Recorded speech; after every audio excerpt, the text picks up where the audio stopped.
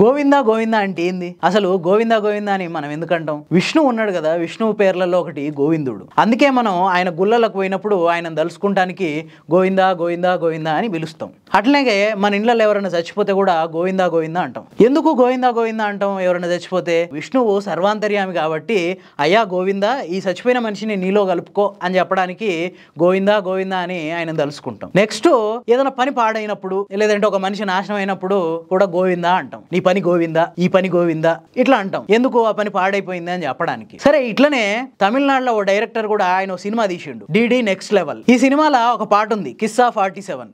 ఈ పాటలో కూడా ఆయన గోవిందా గోవిందా అని కొన్ని గోవిందనామాలు పెట్టిండు. ఈ పాట 2 నెలల కింద రిలీజ్ అయింది, మస్తు రీచ్ వచ్చింది. ఈ మధ్య కాలంలో ఈ పాటకు వచ్చిన లైకులు, షేర్లు, కామెంట్లు ఏ పాటకు రాలే అంత రీచ్ వచ్చింది ఆ పాటకి. మనది ఇండియా. సహజంగానే ఎవడన్నా పైకి వెళ్తుంటే అని కాలు పట్టుకొని లాగుడు మనకు అలవాటే. అట్లనే 2 నెలల నుంచి ఎవరు సపోర్ట్ చేయలే, మంచి పాట అంతా ఫుల్ పాపులర్ అయిపోయింది. మే 16వ తారీఖు నాడు సినిమా రిలీజ్ కావాల్సి ఉండే, కానీ మే 12వ తారీఖు నాడు అక్కడ తమిళనాడు బీజేపీ నేతలు సేలం పోలీస్ స్టేషన్ కు పోయిర్రు. పోలీస్ స్టేషన్ కు పోయి ఈ పాటల గోవిందా గోవిందా అని గోవిందనామాలు ఉన్నాయి, ఈ గోవిందా గోవిందా అంటే మా తిరుపతి వెంకన్న స్వామి, ఈ పాట ఇన్నోళ్ళందరూ తిరుపతి వెంకన్న స్వామికి అవమానం చేసినట్టే అని ఫీల్ అవుతుర్రు అని స్టేషన్ లో కంప్లైంట్ ఇచ్చిర్రు. అయితే ఈ పాట ఇవాళ రిలీజ్ కాలి. ఈ పాట రిలీజ్ అయ్యి 2 నెలలు అవుతుంటే ఇప్పటిదాకా కంప్లైంట్ చేయకుండా కరెక్ట్ సినిమా ఇంకో 4 రోజులకు రిలీజ్ అవుతుంది అనగా పోయి పోలీస్ స్టేషన్ లో కంప్లైంట్ ఇచ్చుడు విషయంలో ఇంట్లో ఏదో మతలబు ఉందని చాలా మంది నెటిజనం అభిప్రాయపడుతున్నారు. సినిమా యూనిట్ నుంచి ఎంతో కొంత కమాయిస్తానికే ఇట్లాంటి పోలీస్ స్టేషన్కి వెళ్ళే పని చేసిరని చాలా మంది చెవులు కొరుక్కుంటారు. సినిమా యూనిట్ వాళ్ళు కూడా ఇక తప్పేటట్లేదు, ఎందుకు వీళ్ళతో వచ్చిన సమస్య అని చెప్పి,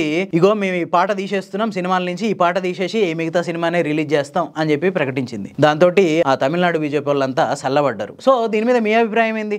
నెటిజన్లు అనుకున్నట్టు ఎంతో కొంత సినిమా యూనిట్ నుంచి కమాయించడానికే ఈ కేసు పెట్టిర్రా, లేదంటే నిజంగానే తిరుపతి వెంకన్న భక్తుల మనోభావాలు దెబ్బతిన్నాయని కంప్లైంట్ చేసిర్రా? కింద కామెంట్ చేయండి.